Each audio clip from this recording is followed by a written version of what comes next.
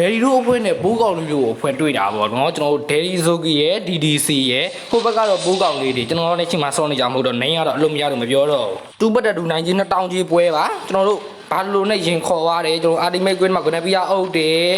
ဟာရောင်ကိုခေါ်ပြီးတော့ကိုပြတ်နေပြီလို့ထင်တဲ့အတိုင်းပဲ Daddy Zoki Gonna be ကင်နာပြီးတော့ One Pack ကိုတစ်ချက်လောက်တော့ကြီးကျင်နေတယ်ရင်ကိုနှမ်းပြီးတော့ထောက်တာတည်တယ် Spare နဲ့အုပ်တာတည်တယ်ဆိုတော့နောက်ပိုင်းကျွန်တော်တို့ရင်ပြန်ပြီးတော့ပြေးတာတည်တယ်နောက်ကဂျူရန်ဝင်ချလာပြီးဒုပတဲ့ဝဲဆိုတဲ့အနေထားမှာတော့ရင်ကတော့ပတ်ပြီးသွားပြီဖြစ်ပါတယ်ကျွန်တော် Gonna be ပတ်တဲ့ဂျူရီရန် Gonna be အုပ်တာတည်တယ်နောက်က Free ဝင်လာပြီးဒါပေမဲ့လည်းမရတော့ပါဘူးရှော့ပါပြီ